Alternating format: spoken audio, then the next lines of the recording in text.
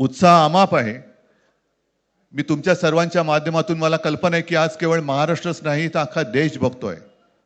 मी सर्वांना विनंती करतोय, आवाहन करतोय आणि एक सूचना सुद्धा करतोय, कारण मागे विधानसभेच्या वेळेला भारतीय जनता पक्षाने जो एक अपप्रचार केला होता, बटेंगे तो कटेंगे, तसंच मी मराठी माणसाला सांगतोय की आता जर का चुकाल तर संपाल, आता जर का फुटाल तर पूर्णपणे संपून जाल।